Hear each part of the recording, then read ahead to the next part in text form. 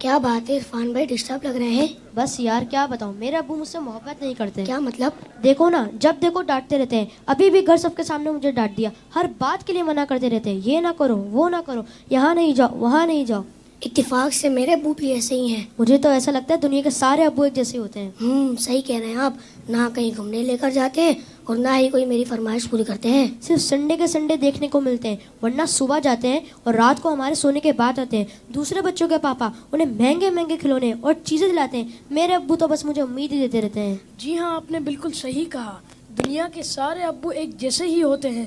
وہ خود سے زیادہ اپنے بچوں اور فیملی کا خیال رکھتے ہیں. کیا آپ نے کبھی یہ سوچا کہ کیا ان کا دل نہیں کرتا ہوگا کہ وہ بھی گھر میں رہیں، سکون سے بیٹھ کر آرام کریں؟ پتہ نہیں، شاید چاہتا تو ہوگا. اور جہاں تک بات ہے آپ کی فرمائشوں کی، تو ان کی سیلری ہی اتنی کم ہوتی ہوگی کہ وہ چاہ کر بھی آپ کی فرمائشیں پوری نہ کر پاتے ہوں. ہو سکتا ہے ہماری ضرورتیں پوری کرنے کے بعد ان کے پاس اتنے پیسے ہی نہ بچتے ہوں کہ وہ ہماری فرمائشوں کو بھی پورا کریں. میں نے اس طرح سے کبھی سوچا ہی نہیں. اور جہاں تک آنکھیں دکھانے کی بات ہے تو یہ بھی ان کی مجبوری ہے کہ ان کی ڈیوٹی ہے کہ وہ ہمیں ہمیشہ بری باتوں سے روکیں اور اچھی باتوں کی ترغیب دیں. اچھا فیضان بھائی، یہ بتائیں آپ کی ضرورتوں میں کوئی کمی آئی ہو؟ نہیں تو بالکل بھی نہیں. کبھی ایسا ہوا کہ آپ بیمار ہوئے ہوں اور آپ کے ابو کو آپ کی فکر نہیں ہوئی؟ ہماری بیماری میں سب سے زیادہ پریشان ہونے والے ہمارے ماں باپ ہیں. آپ کے ابو چھوڑ کر کہیں گھومنے چلے گئے ہوں؟ نہیں تو کبھی نہیں. کبھی ایسا ہوا کہ آپ کے ابو نے خود تو کچھ اچھا کھایا اور آپ کو نہ دیا ہو؟ کبھی نہیں. اگر کوئی اچھی ڈش کم ہوتی ہے تو وہ ہمیں دے دیتے ہیں اور کہتے ہیں تم کھا لو، میرا دل نہیں چاہ رہا. اگر یہ پیار نہیں ہے، محبت نہیں ہے، تو پھر کیا ہے؟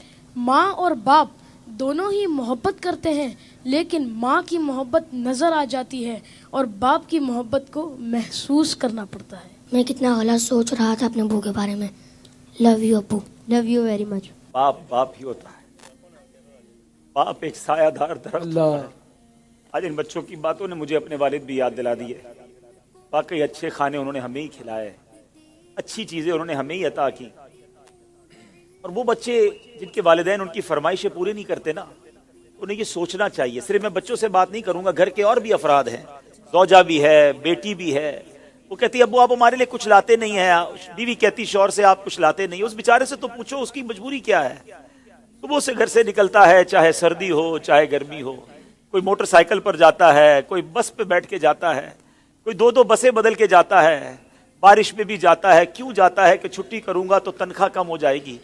تنخواہ کم ہو جائے گی تو بچوں کو کیسے پورا کروں گا؟ اسکول کی فیس بھی دینی ہے، بچوں کے لیے کپڑے بھی لانے ہیں، کھانا بھی وقت پر لانا ہے. ہر چیز ہمیں تیار ملتی ہے. اس کی سورس کون ہے؟ وہ سورس ہمارے والد ہیں. اور بہت پیاری بات اس بچے نے کہی کہ ماں کا پیار تو نظر آتا ہے، والد کا پیار محسوس کرنا پڑتا ہے. پوچھو ان سے جن کا باپ چلا گیا. والد ایک سایہ دار درخت ہے. کبھی درخت کو دیکھا آپ نے؟ اس کے اوپر کے پتے گرم ہوتے ہیں، وہ ساری دھوپ اپنے اوپر سہ لیتا ہے اور اس کے نیچے اپنے بچوں کو چھاؤں دیتا ہے. اگر لوگ بعض اوقات اپنے والد کی قدر نہیں کرتے، اپنے والد سے الجھتے ہیں، اپنے والد کو برا بھلا کہتے ہیں، یاد رکھیے میرے آقا فرماتے ہیں اس کا مضمون یہ ہے کہ والد کی رضا میں اللہ کی رضا ہے اور والد کی ناراضی میں اللہ کی ناراضی ہے. کبھی اپنے باپ کو ناراض مت کرنا. اگر وہ بوڑھے ہو گئے ہیں تو اب تمہاری باری آئی ہے، ان کی خدمت کرو. انہیں یہ احساس دلاؤ کہ اب میری باری ہے آپ کی خدمت کرنے کی. ہم اپنی ماں کو تو کہہ بیٹھتے کہ ماں میں تم سے بہت پیار کرتا ہوں. میں ساری دنیا کے بچوں سے پوچھتا ہوں کہ کب اپنے باپ کو کہا تھا کہ ابو آئی لو یو، والد صاحب میں آپ سے بہت پیار کرتا ہوں. آپ دنیا میں آج میں جو کچھ ہوں ابا جان میں آپ کی وجہ سے ہوں. یہاں تک پہنچایا مجھے آپ نے ہے. ارے جس نے انگلی پکڑ کر چلانا سکھایا، جس نے ہر مشکل میں کہا گھبرانا نہیں، میں تمہارے ساتھ ہوں. کہیں پھنس جاتا تھا تو ابو کے پاس آتا تھا، وہ کہتے بیٹا میں سنبھال لوں گا. اب وہ جب چلے گئے اب پتا چلتا ہے کہ کون ہے جو سنبھالے گا. بچپن اور بڑھاپا برابر ہوتا ہے. جب ہم چھوٹے تھے ہم نے بڑی ضدیں کی، ہم نے بہت اپنی باتیں منوائیں. اب سمجھو والد صاحب کا جب بڑھاپا آ گیا تو میں نے ان کی باتیں ماننی ہے. ان کی غصے کو برا نہیں ماننا، ان کے ٹوکنے کو برا نہیں ماننا. کبھی باپ کا دل مت دکھانا. یہ مت کہنا کہ آپ کو نہیں معلوم. ارے اسے کہتے ہو کہ نہیں معلوم جس نے ہمیں چلنا سکھایا، جس نے ہمیں کھڑا ہونا سکھایا، ہر مشکل میں جس نے ہماری مدد کی. خدارا میں ساری دنیا کے بیٹوں سے، ساری دنیا کی بچیوں سے، ساری اولاد سے گزارش کرتا ہوں اگر تمہارے والد زندہ ہیں ان کو خوش رکھنا. اور بوڑھے ہو گئے تو اب احساس دلاؤ ان کو کہ ابو جان آپ نے بڑا کام کیا ہمارے لیے، بڑی محنت کی، اب ہماری باری ہے آپ کی خدمت کرنے کی، اب ہم آپ کو سکھ پہنچائیں گے، اب آپ کسی ٹینشن میں نہ رہے، میرے پاس جو کچھ ہے ابو جان یہ سب آپ کا ہے، آپ کی وجہ سے ہے۔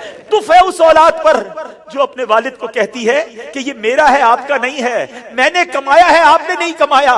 یہ کبھی مت کہنا میرے پاس جو کچھ ہے، جو شرافت ہے، جو عزت ہے، جو دولت ہے، وہ سب کچھ ماں باپ کی وجہ سے ہے، وہ والد کی وجہ سے بالخصوص ہے۔ اپنے والد کو بڑھاپے میں خوشی دینا، اور جن کے ماں باپ چلے گئے اب ان کے لیے خوب ایصال ثواب کرے، ان کی قبر پر جایا کرے، وہاں دعائیں کیا کرے، بڑی پیاری دعا ہے۔ آؤ آخر میں مل کر ہاتھ اٹھائیے، اپنے ماں باپ کے لیے جو قرآنی دعا ہے وہ کرتے ہیں۔ اللہم ارحمہما کما ربیانی صغیرا، اے اللہ ہمارے ماں باپ پر رحم فرما جیسا انہوں نے بچپن میں ہم پر رحم فرمایا۔ جن کے ماں باپ زندہ ہے مولا ان کو حیاتی عطا فرما، صحت عطا فرما، نیکیوں والی طویل زندگی عطا فرما، اور جن کے ماں باپ چلے گئے اے اللہ ان کی قبروں کو جنت کا باغ بنا دے، ان کی بے حساب مغفرت فرما۔